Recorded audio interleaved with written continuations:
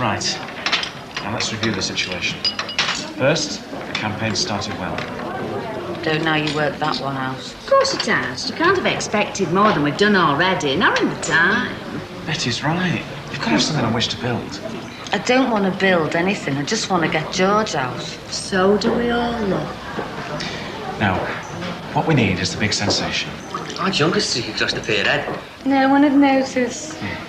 Quite honestly, things like that don't work here anymore. That sort of thing's happening every minute in this city. I haven't seen it. Neither have I, and I've been on lookout for years. You know what I mean. Look, what we need is several hours of drama that we can build up into something that the public can't ignore. Apathy's our greatest enemy. Well, is there anything that you can think of that we could do? Oh, no, I couldn't suggest anything. Otherwise, it would look as if the paper put you up to it. Yeah, come on, Dad, kid. We better get started. You, keep pencil sharpened.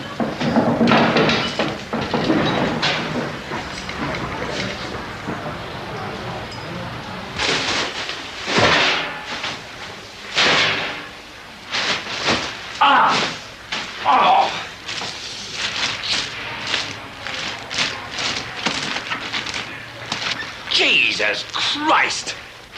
You're Dougie, aren't you? That's right.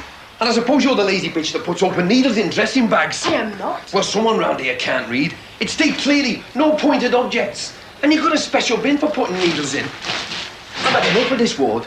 You just dump everything everywhere. You've no thought for who has to come along after you and clean up. I've found foul dressings in the food slops. I've found it in the laundry. I've even found it on the food trolley when I come to collect it. You're disgusting, the lot of you. Now listen here. No, you listen. See, Dad, I'm taking it to the admin. And if I don't get any satisfaction, I'm going to union, right?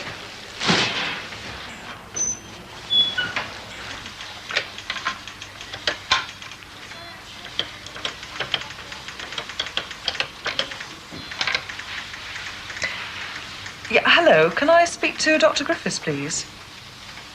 Oh, I see. When do you expect him back? Oh. No message. Thanks. Bye-bye.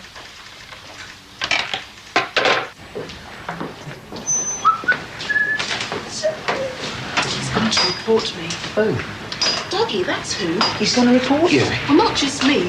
The whole ward. The whole ward. Doesn't do things by ourselves, Dougie. What for? But he found a needle in a dressing bag. Yeah, very dangerous. He's right. He should report you. It's not the first time it's happened on this wall, Kate. Pat! I should have reported him yesterday, but you were the one who said, oh no, leave it to me. Yeah, all right, I'll sort it out. But constantly putting porters at risk by dumping used hypos in thin plastic bags has got nothing to do with it. He put my patient at risk. If I hadn't caught him eating a Chinese takeaway, he would have gone down to theatre having just eaten. Well, what kind of wally was the bloke to order the food and then eat it? He must have known he was having an op. That's beside the point. Dougie should not have given it to him in the first place. Yeah, and that's what I'm going to talk to him about. Well, while you're at it, you can tell him to stop causing trouble down at admin. He won't cause any trouble.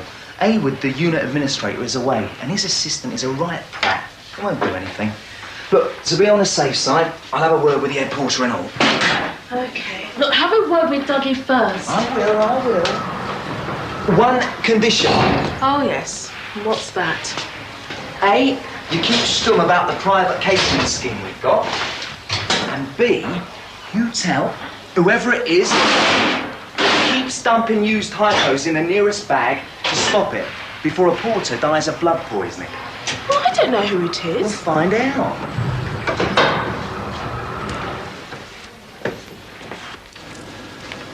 Morning, Mr. Bannister. Morning. It'll go all right, and Mr. Collins is waiting for you.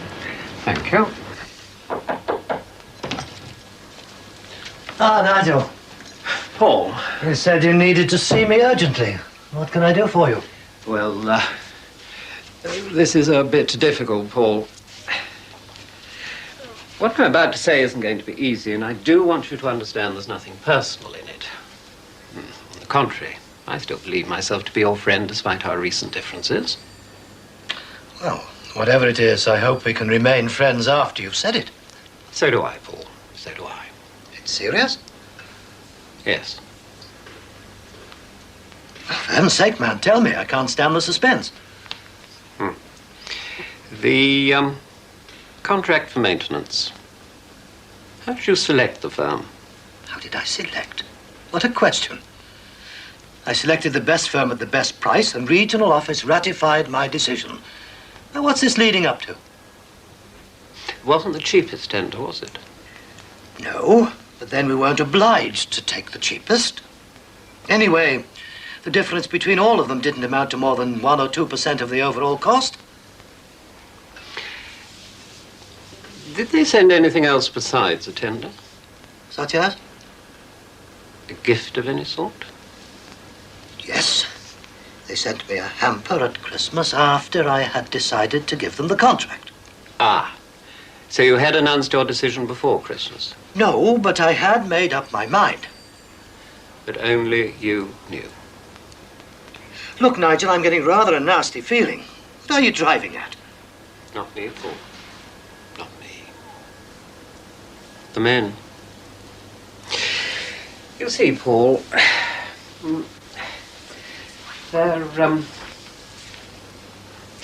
they're claiming you were bribed.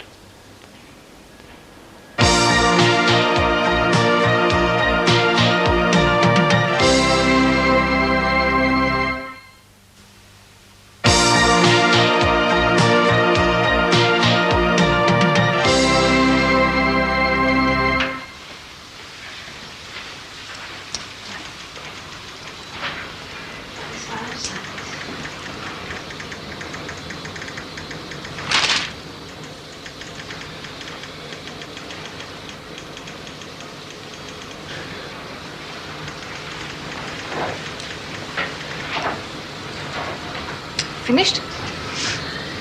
More or less. Anything the matter? No, I'm just tired. I seem to have been looking at nothing but financial statements for weeks. I think I'll take a good romantic novel to bed with me tonight. Romantic novel? Yeah. I'd have thought you were the type. Not usually. Just need a break from balance sheets and cost planning. Why don't you take the afternoon off? Yeah, I'd like that. Joyce, have you heard how the Cosgrove meeting is going? No, afraid not. I've got one of my spies inside. He'll probably be phoning me when they break for lunch. Do you mind if I hang on till then? I'd like to find out what's happened to Jonathan. Why are you so concerned? He's a nice man. He helped me out a lot when the pressure was on. Now I could be on the scrap heap. Oh, God, I hate that expression. On the scrap heap. Are people who are made redundant really so helpless that they're not good for another job somewhere else? Oh, come off it, Joyce. At 56, he's hardly likely to get a comparable job if he can get one at all. But why not, for heaven's sake? Because there are 5 million people out there looking for work, that's why. He's a highly qualified man with a wealth of experience. He'll find another job. If he gets the bullet, that is. Anyway, where do these 5 million come from? As far as I'm aware, the official figure is just over 3 million. Yes, well, it might be. But we both deal in figures, and we both know they can be adjusted to say almost anything you want them to say. You can't just say we're not going to count anyone with brown eyes and then pretend they don't exist. Have you developed some sort of social conscience, or has your Dr. Zhivago turned out to be a raving red? I've simply become more aware of the human results of mass unemployment. I was right, he is Dr. Zhivago. It's me. I care. I mean, I think he cares. He must do. He's a doctor. Well, I hope he cares for you. Yes, I think he does. Good. Joyce, you said yesterday that life at home is hell for you. Yes, I did, didn't I? Do you want to talk about it? I also said yesterday, no.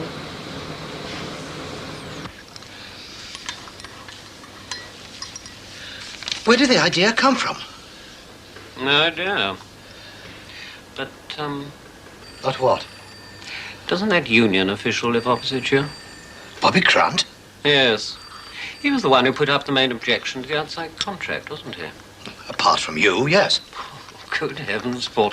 You don't really think that I... Oh, no, not at all. Well, I hope you don't think there's any truth in this ridiculous idea. I wouldn't be sitting here now if I thought that. Who on earth would have believe that a Christmas turkey could have bought a contract worth that amount. No one. Unfortunately, the story is that it isn't a turkey, but a lifetime supply of free groceries. What? That's just as stupid. I know. They go on to say that you've had to install a new fridge that takes up the whole of your garage in order to store all the stuff you're getting. Anna has installed the freezer to keep food for her catering business. Ah, just a coincidence. Yes, just a coincidence. I can't understand what they hope to gain by it all. Well, I would have thought that was obvious. If it is Grant and his lot, they want to discredit me and the subcontractor. I'm not surprised they're trying something. I didn't expect him to play so dirty. I may not agree with Grant's politics, but I've always considered him to be a man of honor. Can't you speak to him? Oh, I will. No mistake. You know, it must have been Grant who started this. It was only he who knew I had all those turkeys and got the freezer in the garage. Turkeys, Paul? I thought you said there was only one. Oh, I got one from every firm who tendered. I gave most of them away. Still, if Grant saw you coming home laden with dozens of turkeys, he must have put 2 and 2 together. Made 6. There are 5, Paul. And what do you mean by that? Well, that's rather naive of you, if you don't mind my saying so, accepting gifts from firms who are hoping to do business with you. I mean, it lays you open to all sorts of allegations.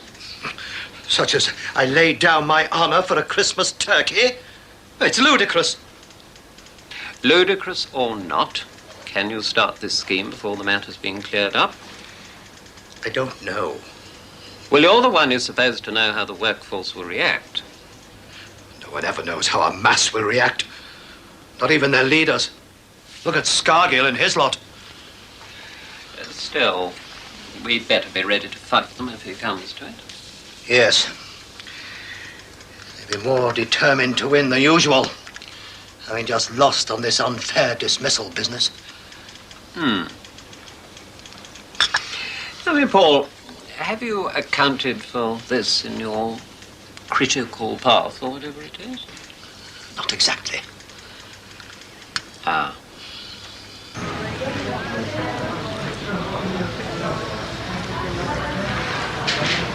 Another cup of tea? Oh, no, thanks. It's all swilling round inside me. Who did he say he'd gone to phone? His mate on the radio. Oh, yeah, that's right.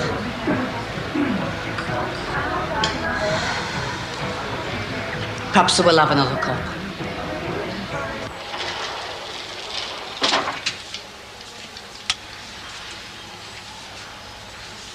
Dougie. All right, Pat. Hey, what's going on here? There was no one down for scram today. Don't tell me this lot of phone caviar and chips or something. No, Dougie, they haven't. However, someone not a million miles from where I'm standing has put a spoke in a wheel. You what? A spanner in the works has caused a potential cock-up. What the hell are you talking about? Friend Doug, I'm going to give you a simple eye test. Now, what does that say? No by mouth. Good. Now, I seem to be working. Now, to see if there's a brain present. What does nil by mouth mean? You don't eat nothing. And you don't give them nothing. Anything. So? So, yesterday lunch, chop suey and nil by mouth. What did these have in common? I haven't got a clue. Well, I'll give you one then, Dougie. Mr. Johnson, base 6. The answer is you pillock. You gave chop suey to a bloke who was about to go down for an op. Yeah, well, I didn't know that, did I? Well, how didn't you know, Dougie? We've just established that you can read. I can only read if it's there. Wasn't a sign there on a bed? Not when I took the order. But it was when you brought the food back. Yeah, well, he must have hidden it, mustn't he? What the hell did you give it to him then for? Because he hadn't paid me and he wasn't going to if I hadn't given him. Is that all? All? Listen, mate. That order cost me £2 and I was going to charge him 3. You might be able to lose 3 notes like that, but I can't. Yeah, but for £3, Dougie, and then you put a patient at risk. Not to mention nearly jeopardising the whole scheme. Listen, lad, I don't know where you get your money from, but my take-home pay's 73 notes a week, and that's on rotary shift, and I get even less on days. I've got 4 kids and a wife that smokes like a ruddy oil refinery, so don't you tell me £3 doesn't matter. I didn't say it didn't matter, Dougie. What I mean is that we've got a nice little earner here, and to threaten it for £3 is stupid. Don't call me stupid, lad. Those snotty nurses call me stupid and treat me like muck. Well, I'm not stupid and I'm not muck. And if some divvy wants to eat chop suey before he's going down for an operation, that's his lookout. But he's not going to make me lose money on it. Dougie! Look, I'll tell you what we'll do. Let's get all the lads together and agree that in future we make it money with the orders. All right. But we've got to set a standard charge and everyone sticks to it. Yeah, good idea. Look, I'll get some menus off Wang and overprint the prices. Hey, that'll be handy. Yeah, but no more carelessness. Keep a watch for ops and special diets. Yeah, all right. I don't want to lose this business either, you know. That means an extra 15 or 20 notes a week, and that's a lot to me. Yeah, I'd rather miss it myself, Doug. Hey, by the way, did you report to admin about one of the nurses on this wall? The darky one that lives with you? That resides in the same house. All right. I'm not colour prejudiced. I'm partial to a bit of black and tan myself when I was in the Navy. Did you report her? Nah, there was no need. Found out who was doing it. Oh. That new registrar with the plum in his gob. Saw him doing it on floor 3. Did you tell him? I'd imagine you'd have the nerve to give him a lecture. Nah, that did better than that. I stabbed him with the one I already had in the bag. What did he say? Did it a wobbler? But I said to him, I said, listen, that's one of yours and it's already stabbed me. So if I die of blood poisoning, you're right behind me. All of them? Well, what's the reasoning behind that? Oh, I see. Make way for the thrusting young. Promise worth more than proof. Look, give me a call tonight, would you, with the details? Great. Yeah. Cheers.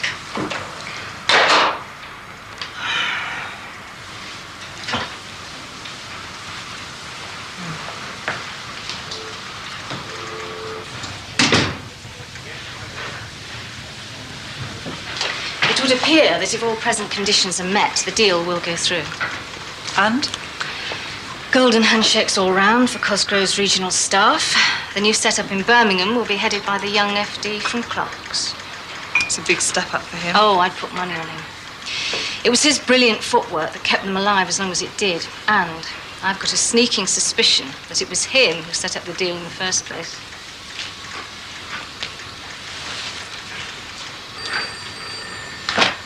Sounds like your kind of man, Joyce. So then he says, if I die of blood poisoning, you'll be right behind me. I bet he's more careful where he puts things in future. Well, I hope so. I hate that registrar. Treats everyone like servants. Oh, porters. See? It's not nice when it's done to you, is it? I do not treat porters like servants. I mean, I even share a house with you. Oh, disgusting. Mind you, not as bad as you. I hear you share a house with a black. Not true. She's a miner's daughter. She just looks black. My dad was a miner. Straight up. Yeah. See, that took the wind out of your sails, didn't it? Mind you, he was only a miner till he was 21. You're winding me up. No, I'm trying to wind you down. You see, you keep getting on your high horse about the lot of the porters. Well, you should see the way some of the old sisters treat us. They talk to us like large deaf children. And when anything goes wrong, it's blame the porter. When anything goes missing, it's search the porter. Why should that be? Too much Enid Blyton, I'd say. But have you noticed, though, Kate? The hero is always the middle-class children, and the baddies always end up to be the gardener or the cook's son. I never read anything like that. Oh, I suppose it was all doctors and nurses with you. No. Well, you read some funny books now, though, don't you? All about paranoia, suicide, vegetarianism. All sane subjects, I suppose. Look, no more weird than your books and magazines on fitness and health. I bet you get fit just by carrying them. Hey, nothing wrong with being fit and healthy. As a veggie crank, you should know. I am not a crank. Anyone who can say no to freshly grilled bacon is a crank. There's so much fat in bacon. I can feel my arteries hardening at the very mention of it. Rubbish. Balance is the key to a good diet. A simple lesson that is wasted on most of the commie chefs we got in this place. Is there any group of staff in this hospital, apart from the porters, that is, that you feel are competent? Some of every profession are competent, but not many really care. I care about my patients. I know you do. That's why we're going to consult you on which patients can't have our deluxe catering service. You're not still going to do that, are you? Of course we are. They need decent food to get better.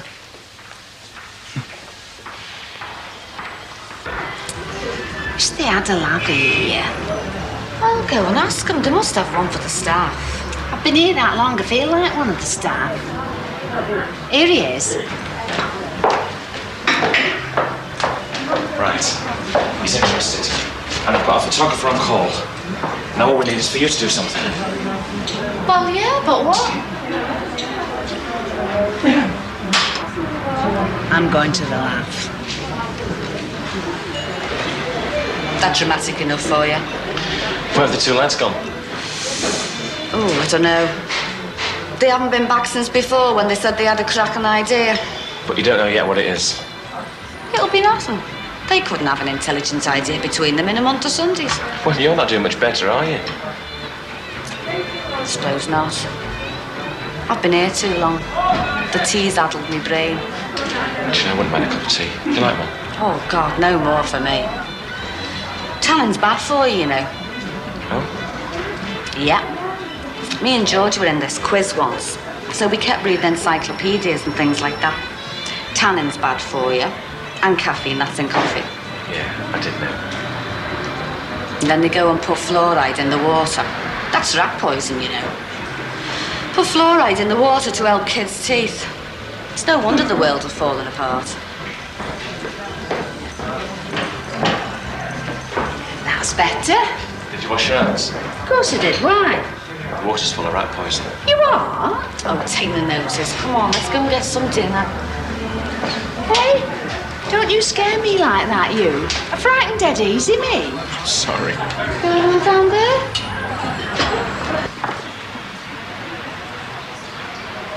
Oh, my God.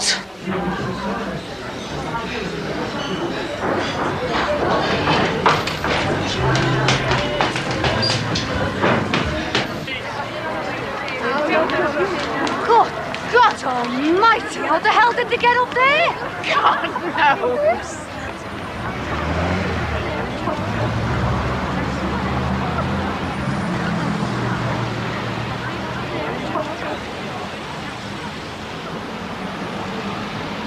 That's it. That's it. I've got to get the photographer.